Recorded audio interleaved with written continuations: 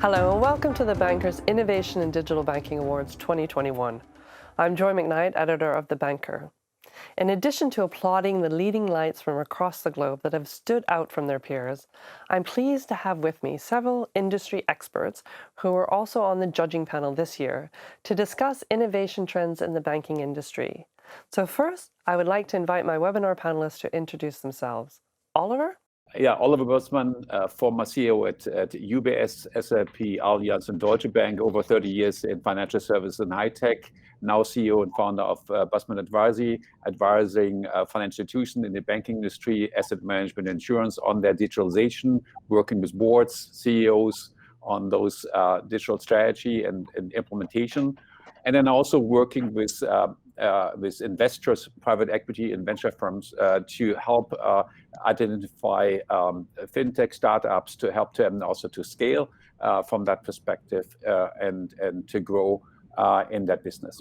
Excellent. Thank you so much, Oliver. And Alexa? I am Alexa Fernandez. I used to be head of partnerships in the innovation team at BBVA. I worked at a fintech, and now I'm also a CEO and founder of my own consulting firm, Hourglass Innovations. And the reason it's called that is because innovation is like an hourglass. You get buy-in at the top, buy-in at the bottom, but it gets stuck in the middle, and innovation trips the glass. Currently, I work with fintechs, advising them on strategy and business development. Excellent. And David? Hi, everyone. Yep, David Williams, partner at EY in banking capital markets, technology consulting, help clients to deliver large-scale, complex digital transformation. And delighted to be here. Thanks, Joy, for inviting us. Excellent. And with me in the studio, we have Virginie O'Shea. Thanks, Joy. I'm the founder and CEO, another one on the panel, of Firebrand Research, which is a fintech research and advisory firm that looks at capital markets, technology developments and operations. Before we begin announcing the category winners, I'm going to pose a few questions to my esteemed panelists to get their overview of the drivers of change and innovation today.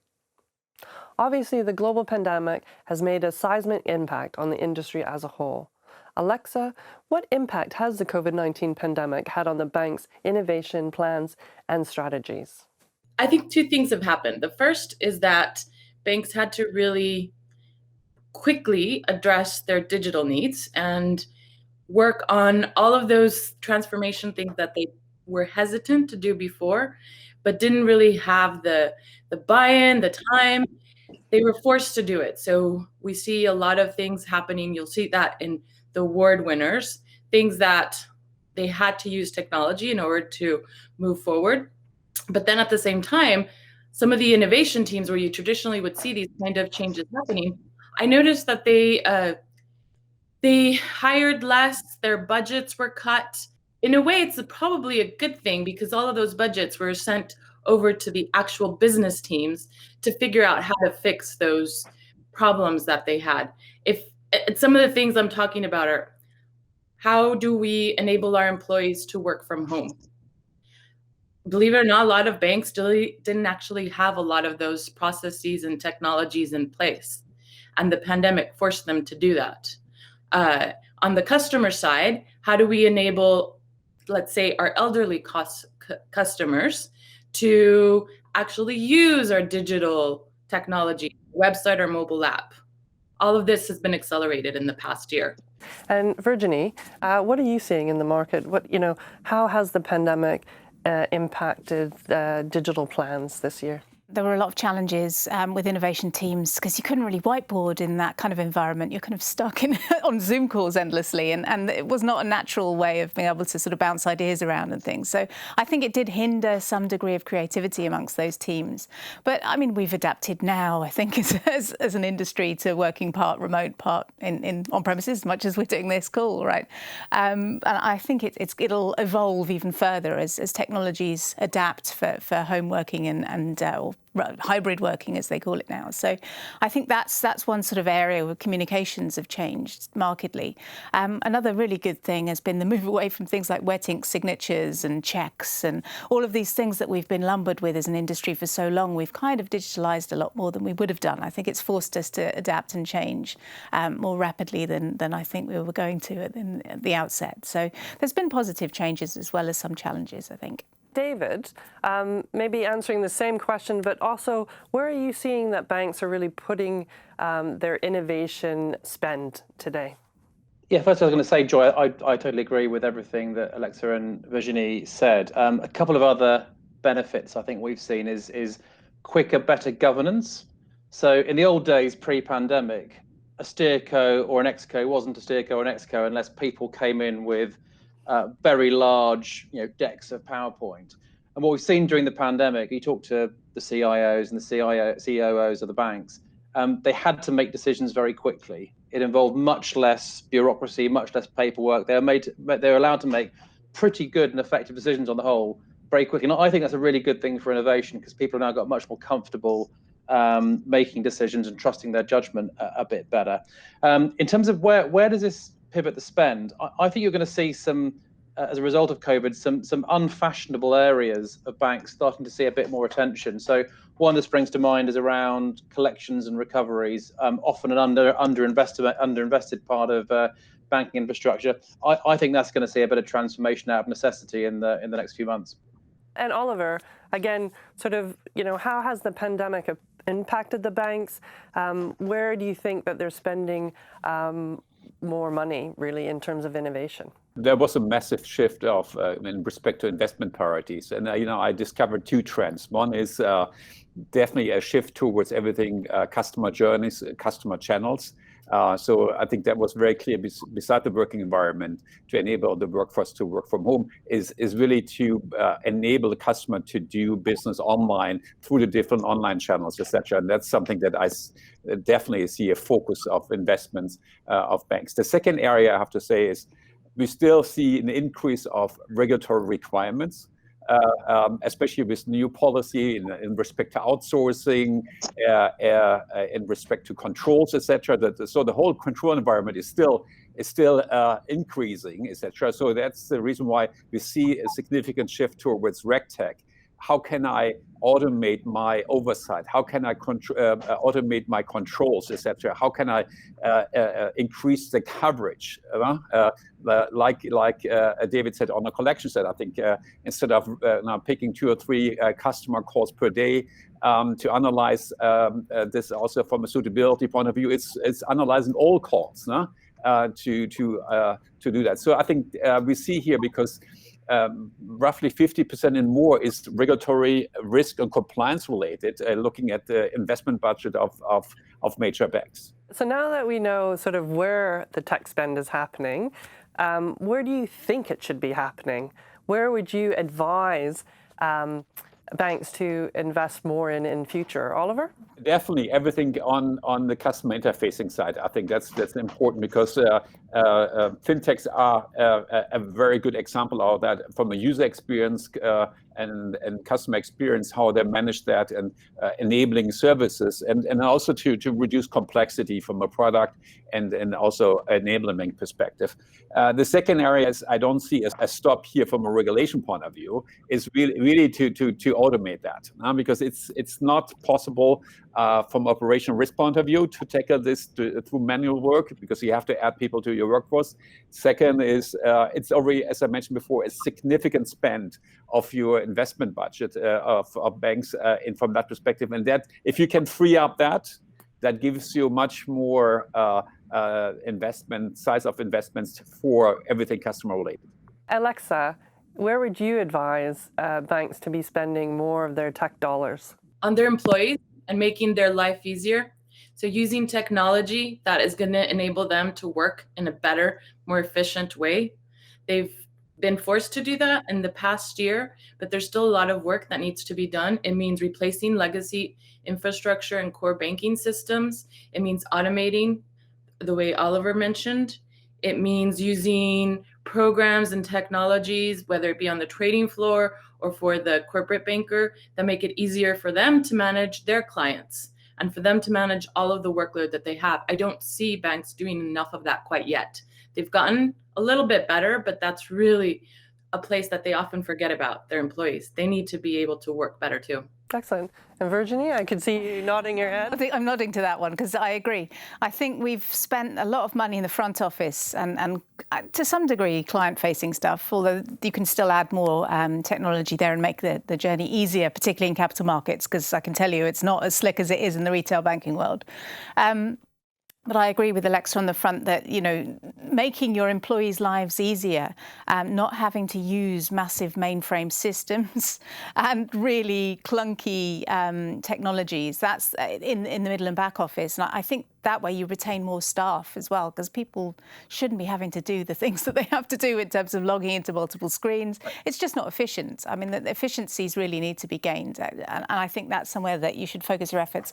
I would add to the reg tech side, also cybersecurity is a big area that needs a lot more focus, because operational resilience is as well as cybersecurity are both things that are very, very interconnected, and they both need to be focused on, because we've had quite a few outages across the industry since the start of the pandemic. So we need to think about why those have happened, and also make sure that you've got your sort of cyber security at the peak of the technology that you can invest in.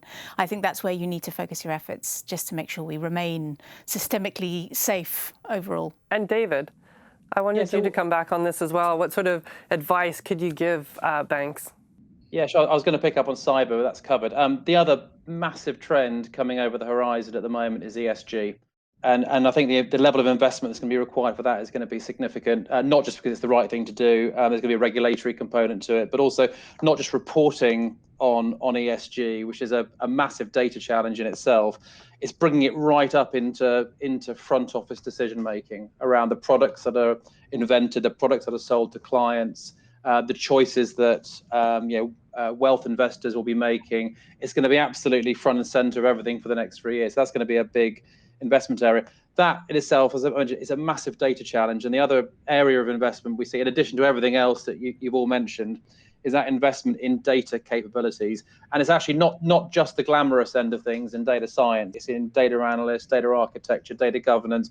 Banks are on a massive data transformation at the moment. If they can get that right, they've got half a chance, I think, of success in many other aspects of what they do.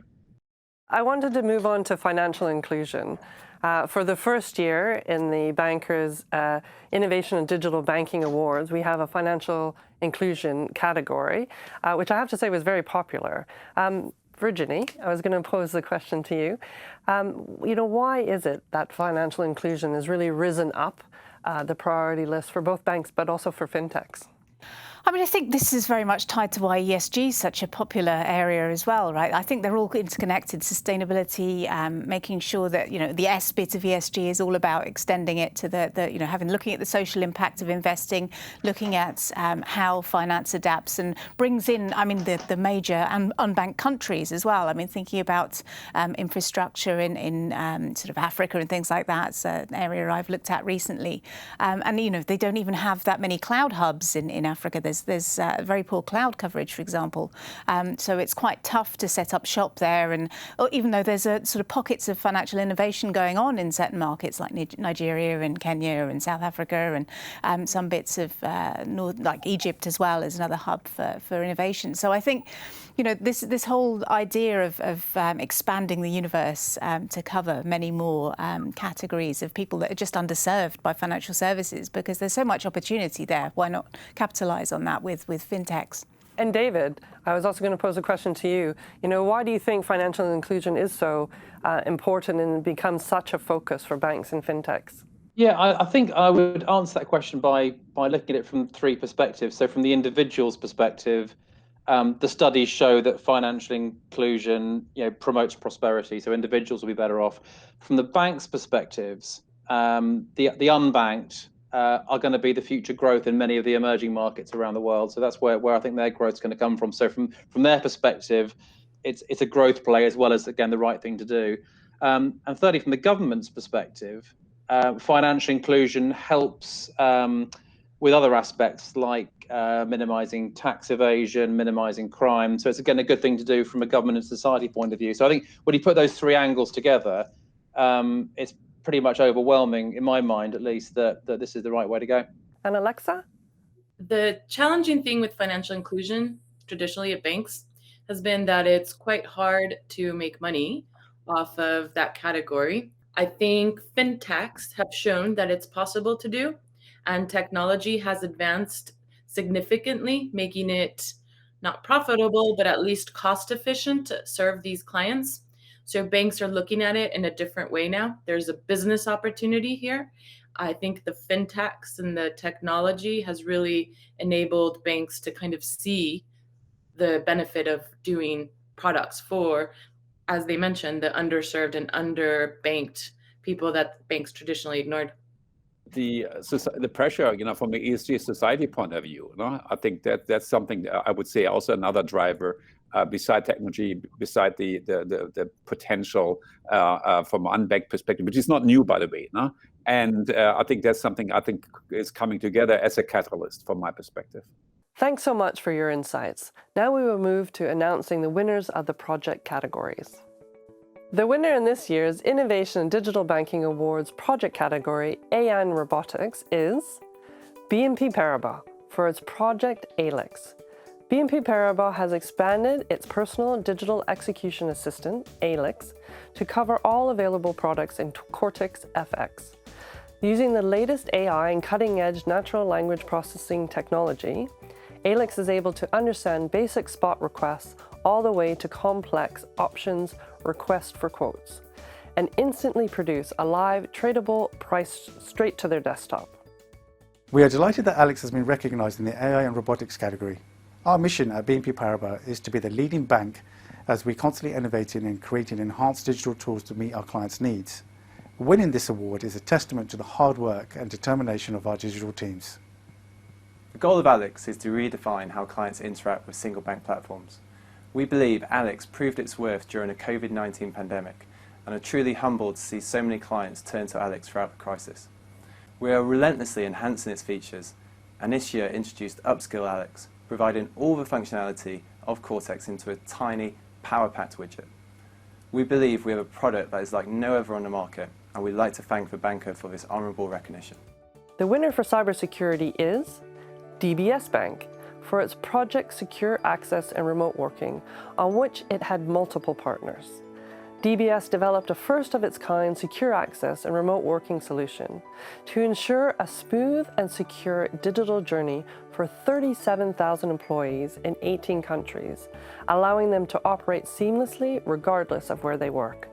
The solution includes and integrates technology tools on encryption, multi-factor authentication, data loss prevention, endpoint solutions, and self-defending applications across the bank. The winner for data is Scotiabank for its project supporting vulnerable customers during COVID-19.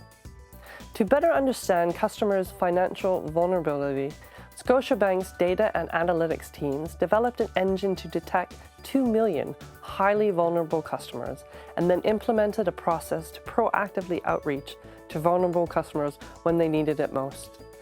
Later in 2020, the bank launched its global AI platform to provide faster insights and better advice to customers. Hi, my name is Phil Thomas from Scotiabank. We are incredibly proud to win the Banker's Global Award for Most Innovative in Data for Innovation in Digital Banking. Over the past 2 years, Scotiabank has been focused on delivering real business value through the use of data and analytics solutions to enable better banking experiences across the Americas. Through continued innovation within our data and analytics practice, we are enabling an even better banking experience for our customers. Thank you to the banker, our incredibly talented team, and most importantly, our customers for this exciting recognition. The winner for financial inclusion is Banco Santander for its project for bringing financial services closer to each person. Banco Santander leveraged its agreement with Correos, Spain's postal service, to create Correos Cash, which allows customers to deposit and withdraw money in 1,600 Correos branches where the bank is not present. It also launched Pioneros, a financial inclusion initiative for those over the age of 65 to help them digitalize by adapting its app specifically to their needs. The winner for the mobile category is Vietnam International Bank for its project My VIB app. In the past year, VIB enhanced the My VIB app with online healthcare insurance, My VIB Rewards loyalty program, online credit card service, and digital KYC, each initiative taking 4 months or less to develop. For onboarding a customer, the My VIB app captures all sides of the ID card and a selfie, and then the digital KYC technology automatically completes the rest, including the ID authentication and compliance status. The winner in open banking is Bank for its project Tech POS, or Single POS. Tech POS is a cash flow management service that enables Bank's commercial customers to display their daily point-of-sale transactions with Bank and other banks in a single screen. After customers add their POS terminals to Tech POS, they can observe, filter, analyze, and monitor their transactions in terms of amounts, transfer due dates, and contracted merchant account numbers without the necessity of logging into different banking apps or websites. The winner in the hotly contested category of payments is OTP Bank for a new checkout method using a QR code called SimplePay. Together with its subsidiary, OTP Mobile, the bank developed SimplePay, a solution using a QR code standard that can be used by all banks to solve the case of payment checkout via mobile phone. OTP then launched Simple Business mobile application, which allows merchants to accept electronic payments in their physical environment without having a POS terminal. Congratulations to all of the winners. Before we move to announcing the Chief Innovation Officer of the Year, the regional winners, and crown the global winner for innovation in digital banking, I'd like to pose a few more questions to my panelists around emerging technologies. Virginie, is AI robotics really delivering on its potential for banks? If not, what needs to be done?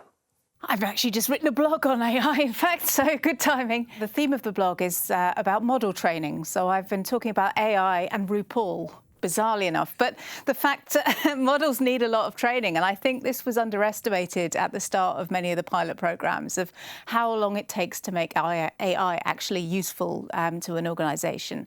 And that's where, I mean, we've seen plenty of interesting pilots and things, but it's taken quite a while to get from the start of the pilot to actual successful in production AIs. And there's many reasons for that, but getting to grips with the technology is one part of it. But the actual model training is to make sure that you understand you have to have a lot of human interaction with an AI to make it useful. And I think that's something that we need to think about is, before we go into these projects, is it something that the client is comfortable with as well? From the bank perspective, the bank client perspective, do they understand what you're trying to do? Are they on board? And including clients in the actual pilot itself is probably helpful because they can help train the models too. They can be this sort of helpful RuPaul assistant. But I would say that's where I think we've had a lot of learning over the last 5 years around AI and the understanding of its limitations. It's great at pattern recognition. It's not going to fix all your problems. And I think we've overestimated sometimes what it can do, especially if you haven't got the data there to support it. And you need to have a lot of dummy data to test it out on as well. So there's sort of whole areas of learning, I think, around AI. And we've progressed quite a lot. So we're getting there. And David, I was going to pose the same question to you.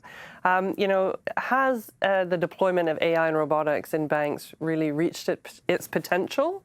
And if not, what can be done? No, I don't think it has yet, Joy. I think it's, obviously, as Virginie said, plenty of good proofs of concept out there. I think the next 2 or 3 years are going to be about scaling that. And I think the two or three barriers to that historically have been levels of confidence, availability of skill set, and organizational resistance. So I think having some quick wins on the board, some successful proof of concepts, start to build the confidence that these models really can be trained, they really will work, they really will deliver the business outcomes. And we're starting to see that in areas such as fraud detection, financial crime, and others.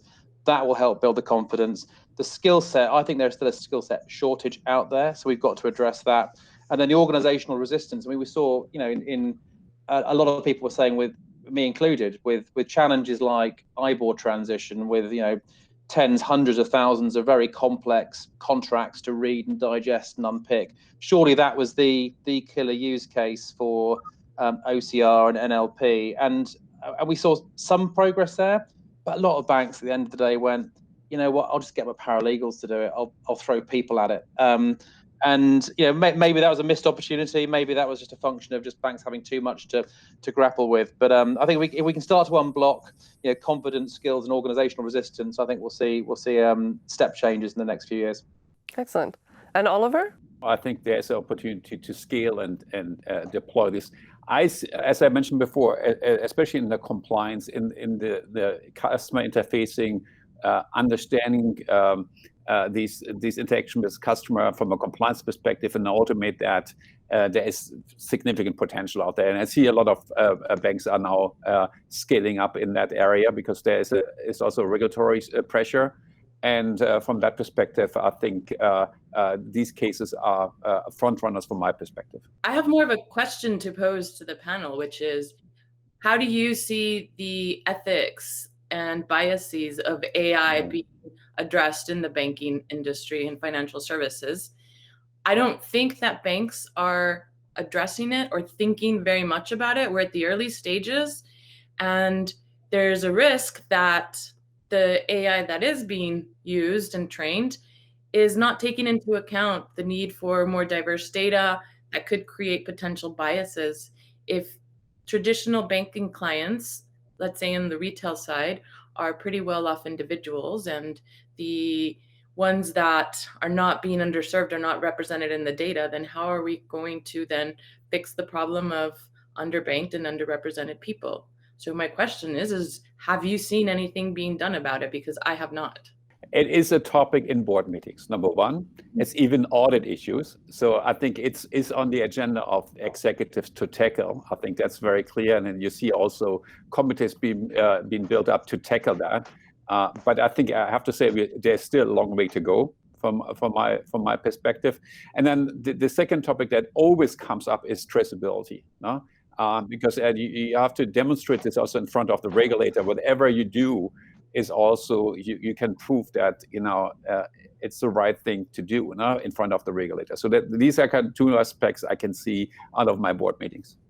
I'm going to say there's not nearly enough being done, if you ask me. You can look at facial recognition technology, for example. It's white faces register much more easily, for example. I mean, that's just one very small example of things when it comes to AI, that you can tell who's coded these AIs. This is the thing, right? We need more industry diversity around who's working in these sectors as well. This is a good use case for improving diversity as an industry, because it does, weed out some of this stuff. And AI is only as good as the technology. The technology is only as good as the people that are working on it, right, and feeding back into it, which is why you need a diverse group working on the models too. So that's why I think that's an important issue. And ethics absolutely come into it. And I think regulators know that and recognise it. Mm-hmm. And some of them are drafting legislation around it. So I think it will hopefully change things. But the industry needs to buy into the concept that we need to have more diversity here too. Another hot tech topic is always around blockchain. And David, I was going to pose this question to you. Sort of, where do you think that blockchain is actually making the biggest impact in the banking industry today? It's a tough one, Joy, because I still think we've seen, again, lots of proofs of concept around this. I don't think we've seen anything game-changing as yet at scale. Others on the panel may disagree. I think when blockchain sort of appeared on the hype cycle, was it close to 8, 9, 10 years ago now? I think we thought we'd be much further forward by 2021 than we actually are. So I've been a little bit underwhelmed, I think, so far in actual production use cases. That's not to say that it won't have benefits in the next sort of 2 or 3 years. There's lots of interesting industry projects going on. And if you look at where I think it's going to have the biggest bang for its buck in capital markets, I think it's going to be around its risk reduction, its immediacy of settlement, its liquidity, it's the use of collateral. I think those are going to be the big game-changing use cases that we're going to see. Okay, and Alexa, have you seen anything of interest where blockchain is actually delivering, true value to the industry as a whole? Potentially in the tracking of high value assets like fine art and jewelry, diamonds. There's a few fintechs that have done work around this, but I haven't seen, just as David said, any real impacts or big changes being done in the banks themselves. Lots of POC, but nothing that's been rolled out on a wider scale. And Oliver? I see different areas that I think banks are taking. I think before the pandemic, everybody was talking about setting up a custody trading business for crypto assets. That stopped last year completely, and then now with the Bitcoin boom, I think we see this everybody's rushing it into enable that. I think that's a big topic. Second topic is I thought I was pretty bullish on digital assets, which is the regulated part of crypto assets. That means it's like digitalization of securities, etc. That took much longer than I expected because regulation is now finally in place in Europe and in certain countries. Infrastructure are being built up. A lot of banks are investing in because they see a counterpart risk reduction, timing, real-time settlement, etc. That's ready to go, but then the liquidity has to come in. That's another, I think, 2 or 3 years to come. It will happen because you see all the big exchanges are heavily investing, setting up a dedicated subsidiary, working on those digital assets topic. So that's something definitely I would say is taking much longer than I see. And then the e-commerce players like a Facebook, the Chinese players are coming in with their stable coins, and that will definitely disrupt the whole credit card business. No? That's something that I would say, beside the central bank digital currency topic. I believe that that's something that again will happen. It's a question of timing. Okay, great. I'm actually going to come back to central bank digital currencies and crypto assets and decentralized finance in the wider sense in a few moments. But first, I'm going to give Virginia an opportunity. I remember last year when we were doing the same webinar to announce the 2020 winners, you were a bit skeptical about the blockchain and what's happening. I remain skeptical.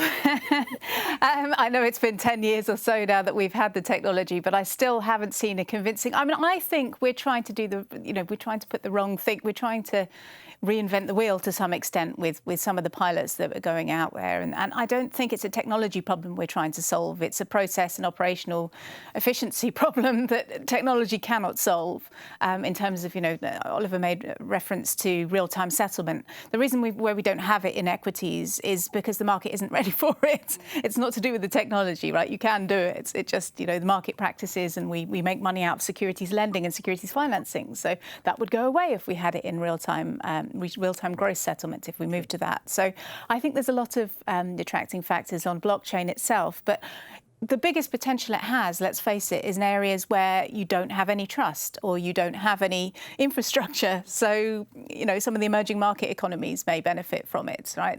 Trying to build it in an area where there's nothing to displace. There are no vested interests that you're fighting against. I think that's where it has the most success, if it's going to be successful anywhere. Excellent. All right. But before we move on to decentralized finance, Alexa, I was going to ask you if you've seen any technology or anything that the fintechs are doing that the banks should really, whether it's technology, take up that technology, or in terms of what they're doing that the bank should be adopting. The biggest thing that fintechs have going for them is that they think outside of the box. It's very hard for banks to do that for a number of reasons. Regulations, they're kind of bound to think inside the box, otherwise they get slapped with fines. Their employees are also told to think that way. It makes it really hard for them to change their processes, their procedures, the way that they give products to their clients. Fintechs, the reason fintechs came into being is because people get kind of frustrated doing that at banks and move over to fintech to create those solutions that are thinking outside of the box. And the easiest way for banks to solve that problem is to partner with fintechs and to be more open to adopting their technology that is solving the problems that the banks are finding it really hard. And I know we keep saying that banking and fintech should partner. We're getting there, but there's still a long way to go. And banks really need to harness the innovation, creativity, and technology that fintechs are putting out there. And Oliver, what do you think? Is there a new wave of these partnerships with fintechs and the banks? No, I see much closer partnership with banks. I think that banks are willing to invest through corporate venture funds much more than 10 years ago, 5-10 years ago. I saw resistance during my time because there was a deja vu 20 years ago on the corporate venturing. I think that there is a more sophistication. There is a need also to put some skin in the game. And from that perspective, I see a much more closer partnership and an engagement with fintechs and with banks than a couple of years ago. Okay. And David? So I totally agree. Collaboration with fintechs, essential. We've been saying that for several years now. The biggest hurdle remains the internal risk appetite of the banks. And you see fantastic fintech ideas being brought into the banks. So there's a big problem navigating big banks because fintechs tend to be pretty small and pretty nimble. Banks trying to get to the decision maker and get through any sort of process, whether it's a procurement one or, to your point, Oliver, an investment one, is pretty complex. And then at the end, just when you think you've got there, you come up against risk appetites that are designed maybe to work with big system integrators, mature companies, several 100,000 people, large balance sheets, working with fintechs. Computer says no a lot of the time. And I think we're starting to see that change now in the banks, but I think there's still the further to go to get the proper sort of self-propelling fintech innovation going on with the banks. That's got to be adapted further. And I'm not saying reduce your risk appetite willy-nilly, but it's about pragmatic approaches to how you manage the risk, I think. Joy, I think David is right. I think if I see the risk culture in banks and the regulator is even putting more pressure on that, you're not getting rewarded to take on risk. And if you take on certain fintech services, there is a potential of failure because from integration, from to make it happen, etc. And then if you are an executive, you ask that question several times to yourself: are you willing to jeopardize your career? And the financial incentive related to that. So I think that there is a clash from a culture perspective to do that. Either a lot of banks started with innovation app that didn't work because it's totally isolated, and then the empire strikes back, and or try to mobilize the in-house people to take on. So I agree with David. I think that the challenge is really how drive adoption and drive impact at the end. And so that's something that I think we will be still be watched over the next few years. What you're trying to do is harness the creative power and the different way of addressing problems in the banking industry that fintechs are trying to do. And yes, risk appetite is a problem, but there's things that banks can do in order to collaborate with the fintechs just to solve simple solutions about a customer onboarding process, the way that you tailor the product to the customer. Personalization of products and banking services is going to be key in the future. And so the risk appetite, I feel like, is being used as an excuse in cases to not think outside of the box within banks in order to give a better services and to modernize inside and change their culture and their technology. I'm going to slightly disagree with that because I think it's to do with the fact that you've got vendor risk management and vendor risk assessment, and it's 190 pages sometimes. So I mean, it's not small. You have to go through all these processes, and they're only going to get longer, these assessments and questionnaires, right? Because we've got the Digital Operational Resilience Act coming in Europe. We've got the FCA's looking at it. The US is looking at it. All of these different regulations are trying to ensure that third-party, fourth-party, fifth-party relationships are secure, but on a sort of operational resilience perspective, cybersecurity perspective, all of these different things are putting pressure on banks. I just don't think that's going to go away. especially with regulation that put that tech player under regulation. Huh? So that's already been discussed as part of DORA, the digital operational resiliency. I agree that the whole outsourcing third-party oversight is even that process not even. That has a huge impact how you work together with these parties going forward. I'm just going to ask one more question, and I'm going to pose it to Oliver. There's been a ton of debate, discussion around crypto assets, central bank digital currencies, and the wider concept of decentralized finance, or DeFi.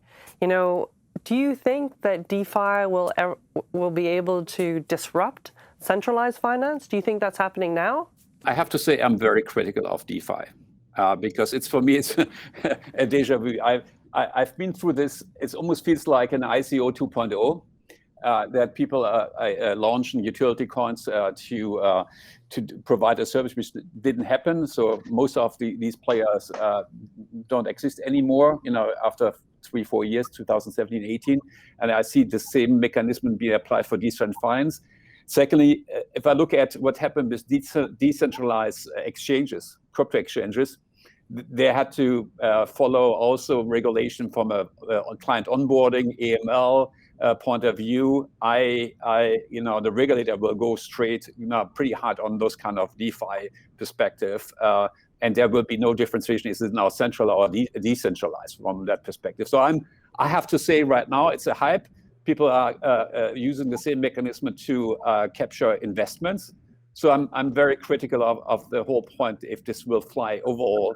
If we are still, working in the whole blockchain 1.0 to make it happen. And on that's my DeFi topic. On the central bank digital currency, I think this will only happen with the governments and central banks. I think if I see that the Chinese government is now pushing back on crypto assets and try to legitimize their own digital currency together with banks, together with e-commerce, this will not stop at the Chinese border. No? So I think that's the reason why you see the BIS, the Bank of International Collaboration, you see the central banks working together on that. The problem is it takes too long. No? That's the topic, is that if Facebook is really launching this in the US, the DEEM, it's at the end, it's a stable coin at the end, to streamline certain payment and e-commerce process, that could accelerate the pressure on those ecosystems from my point of view. But still, nevertheless, this is a highly regulated topic. You saw what happened with Facebook in Switzerland. The US government reached out to the Swiss government, and then we had the whole discussion, and then that at the end didn't work. So from that perspective, it will only fly if there's a clear collaboration, not only in one country, it has to be across, because it will not stop at the border from my perspective.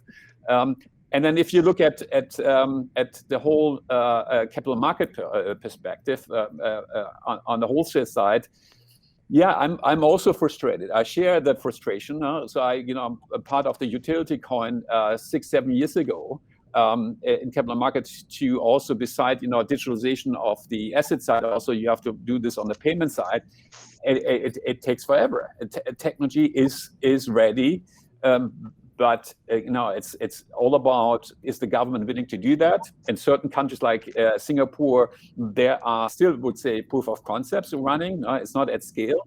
But I think these are the topics that I can see that, from my perspective, that it's still taking much longer than we thought at the beginning. Virginie, I don't know if you want to add anything. Warren Buffett calls them rat poison. So, and I wouldn't go that far, but I am a little concerned about the volatility we saw, relatively recently, and the correlation across the different so-called different assets. They all seem to be moving up and down at the same time, which has got to worry a lot of people, right? And it certainly worries a lot of institutional investors who were looking at it and then backed away very quickly.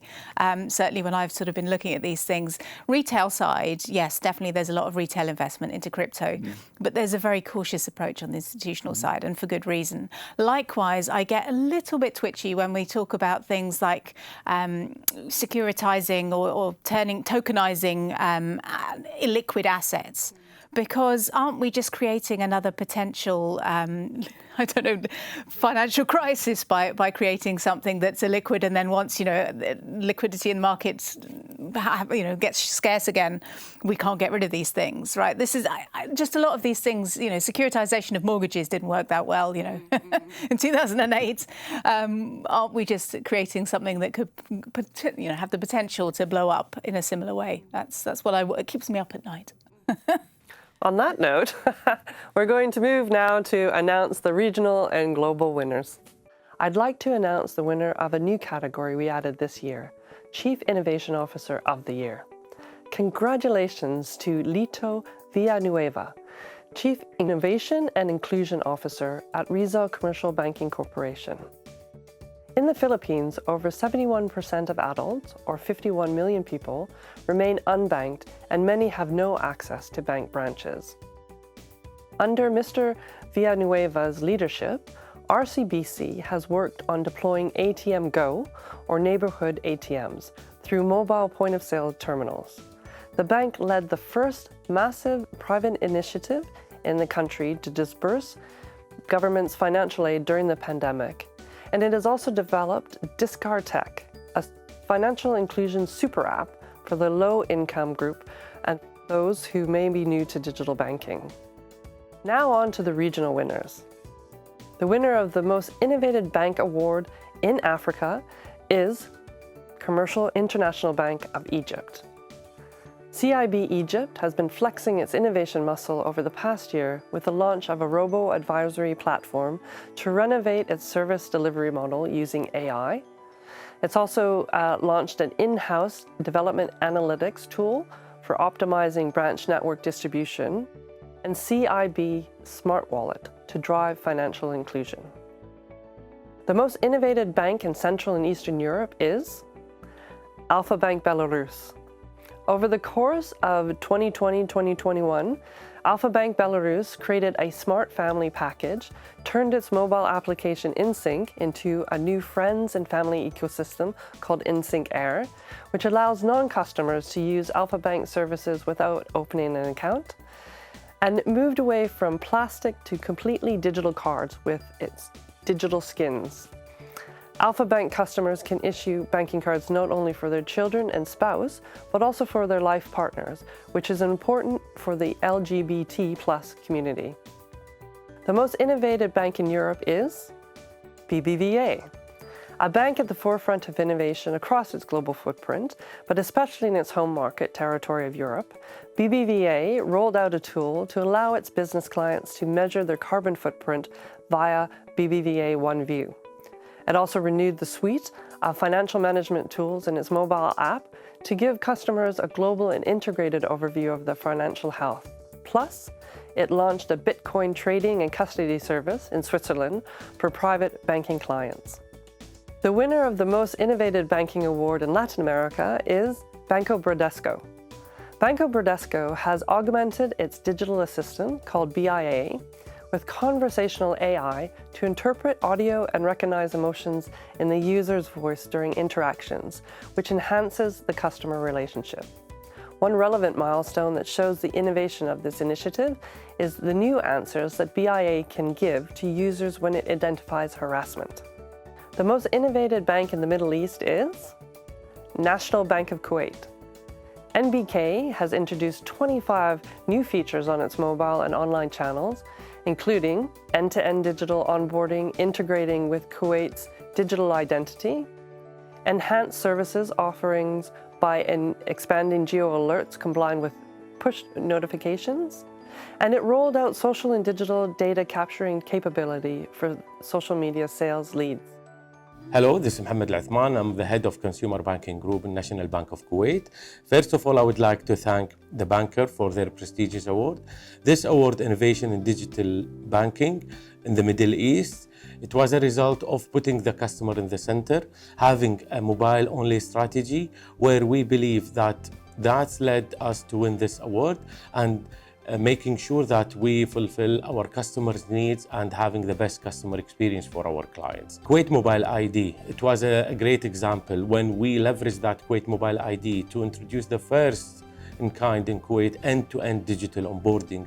Our investment in infrastructure, our investment in mobile banking as well, led us to be the pioneers in payments, led us to be the pioneers in geo alerts, where we are reaching our clients in their locations and providing them with the best suitable offers for their needs. So that this is not an end, this is actually only the start, and we'll continue providing our clients with the best services, and we'll continue putting our customer in the center in everything we do. Thank you, The Banker, again for the prestigious award, and hope to see you soon. The most innovative bank in North America is a newcomer, Novo Bank. The US Challenger Bank shows the art of the possible when it comes to serving small and medium-sized enterprises. It has built out its business checking account functionality and is integrating with other fintechs such as QuickBooks, Stripe, and Shopify. It also added self-service capabilities and resources for the US Paycheck Protection Program application process. Now for the final award and the most innovative bank globally, who also picks up the regional award for Asia Pacific, is DBS Bank. Renowned as an innovative industry leader in digital banking, DBS has effectively leveraged emerging technologies that are reshaping the banking industry. This year it launched DBS Digital Exchange, a blockchain-based ecosystem for fundraising through asset tokenization and secondary trading of digital assets, including cryptocurrencies. NAV Planner, feature-rich digital advisory solution powered by more than 100 AI models, and an in-house developed COVID contact tracing solution using AI and machine learning. We are honored and pleased to be recognized by The Banker as the Global and Asia Pacific winner in this year's Innovation in Digital Banking Awards. We are a purpose-driven firm with a shared vision of building a better world by delivering the best customer experience and most fulfilling employee experience. Since the first step into our digital transformation and throughout the pandemic, we relentlessly invest in and harness the power of technology to build the most differentiated experience for our customers. Our structured approach towards innovation allowed us to scan and rapidly deploy new technologies to create solutions to reimagine finance against a fast-evolving world. Specifically, we open access to digital assets for fundraising, trading including cryptocurrencies, and custody through DBS Digital Exchange, and made financial planning accessible to all via the NAV Planner. Thank you, The Banker, for your recognition and vote of confidence. This would not have been possible without the efforts from all our staff, and these awards are truly a recognition for you. Again, a huge congratulations to all the winners and the teams that have worked tirelessly in the face of significant challenges over the past year to really deliver innovation for your customers and also for your colleagues. As we're coming to the end of the webinar, I just have a few more questions for my esteemed guests. David, what do you think banking will look like in 5 to 10 years? Yeah, the banks didn't have a very good financial crisis in 2008. I think they've fared and behaved a lot better during COVID. And I'm now really optimistic, I think, about where banking is heading in the next 5 to 10 years. So I think we will see banking being more accessible. I think there'll be more choice. I think there'll be more providers. I think there'll be more collaborations between banks and non-banks and fintechs. And above all, I think it'll be more personalized. So I think we'll see a huge investment in, particularly in retail banking, into the personalization of the banking services provided to people. So really, really optimistic. Excellent. And Alexa? Personalization, exactly as David said. To expand on that, it means the repayment terms and conditions of a loan. Will you, as a customer, be able to repay in a different interest rate during Christmas, maybe take a little holiday because that's when your spending goes up because you have holidays and Christmas presents? It means a personalized experience on the app and on the web. Those are the dreams, I think, for the whole technology space, not just in banking. It might take a bit longer for us to get there in banking, again, because it's a much more regulated and structured place, and doing that personalization is going to take a lot more time and an effort. But I think in 10 years, we really can get there and give the customer really what they need and what they want. And technology is what's going to enable us to do that. And Oliver, what do you think banking will look like? Today is already a tech play. Huh? And if I look at, I think I see a concentration.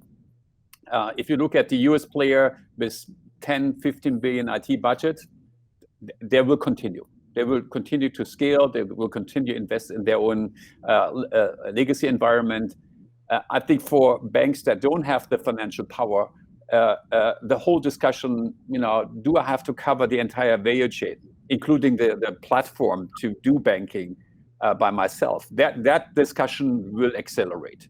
And I see that certain cloud native banking platforms that is able to facilitate this kind of ecosystem, product, provider of capital, then access to customer and advisory, etc.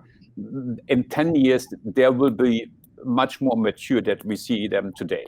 So, and I think the discussion then will be, if I look at right now the economic environment and the pressure point on IT budget, in the next few years, a lot of banks have to, depending on their skill, decided on, are they able to continue to invest and to be in competition with these large players?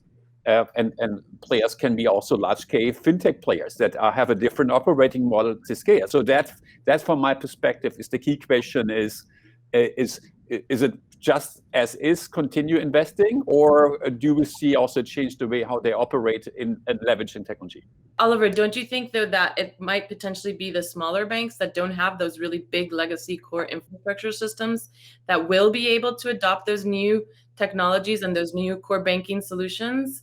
Because they're not tied down by those old systems that it's going to take 5-10 years to change them. It could be the other way around. Yeah, exactly. This was my message. As smaller, mid-sized banks, they have to think about that, because if they don't get out of this in a way and moving into a white label servicing, you see like Sterling is moving in that direction. It's not only at the end.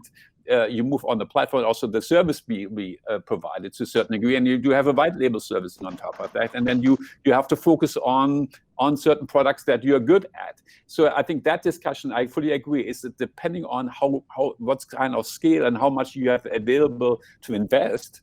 And then that discussion will come up and say, can I stay competitive with my from economy of scale? And is there an alternative to go to other platforms that enables myself going forward? And the larger banks, they don't have that discussion, because they have the firepower to invest 10, 15 million per year. And Virginie?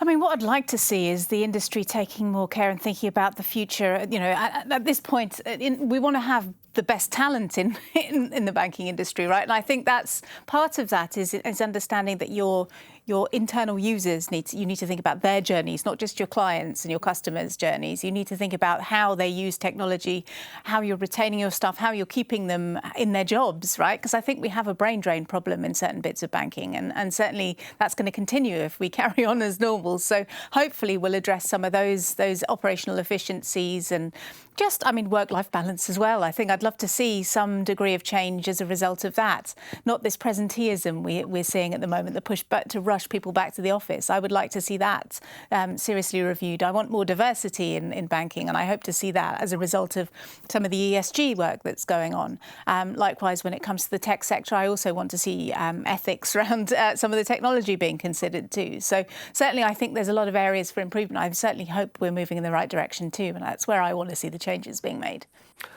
So that sort of segues quite nicely into my last question, which is really about how banks can build this digital first future. A lot of it comes down to culture within the bank and things like that, but are there other things that banks should be doing in order to ensure that digital first future? Well, I think obviously they're doing a lot of work around cloud and making sure things are cloud native, cloud enabled, trying to move away from the mainframes, for example. It's going to take a long time. Alexa mentioned it could take 5-10 years to replace them. I think it could take much longer. It's still, we're still working on this stuff. So I think a lot of those things need to be replaced and changed before we can sort of going, to the next generation of technology. And also getting to grips with open source development. That's where all the big techs have made their investments clients and in terms of culture and in terms of their hires is around understanding that to retain kind of tech talent on the open source side, you need to have it's a very difficult line because obviously you want to make sure that you haven't got any cybersecurity threats there, but and you want to have developers engaging with the wider community, but keeping some things offline. But certainly I think that's an area that we're going to see a lot more developments around, and that's the future, really, in my eyes. David, how do you think banks can best build their digital first future? Yeah, so Joy, I would just question the word build in your question, and I wonder whether it's as much around assembling and orchestrating as it is to building your own. And I think particularly in the investment banks, where's the value? It's in the front office, in the product innovation, it's within the networks, it's within the balance sheet. It's not necessarily the value isn't within post trade. So are they better off orchestrating players that are better in the digital space in the less differentiating areas of what they do, as an example? I think the other thing I would say is a lot of the way banks are organized is still organized by product. Right, and I think unless you organize everything with the customer at the center of everything that you're doing, it's going to be a hard journey ahead. Banks need to focus on their next generation of leadership. They need to invest in that leadership, and they need to empower them. Empower them to make the decisions that are going to make the banks digital. Focus on training them and give them that technological capacity. And it doesn't mean you have to bring in outsiders from big tech companies who don't understand the banking world. You do need the technology, but you need to focus on the people that you have inside that are really knowledgeable about the banking industry, about your bank, about the culture of a bank, because a lot about making yourself a digital future first bank is giving your people the ability to do that and changing the culture. And it's somebody from the inside that's going to change the culture. So that next generation of leadership, where, people right below the C-level and the middle management, a lot of those are ready to go, and they just need to be given that ability and prove that they could do it. And so for me, it's about getting out the old guard, bringing in the new guard, and giving them the ability to make that change happen. I think we see now, the whole agility way of working between, between business and IT coming together, etc. That scaling up to drive that I think it's mandatory going forward. A huge thanks to my guests, Alexa, Virginie, David, and Oliver, for their insights. And again, congratulations to all the winners in this year's Innovation in Digital Banking Awards.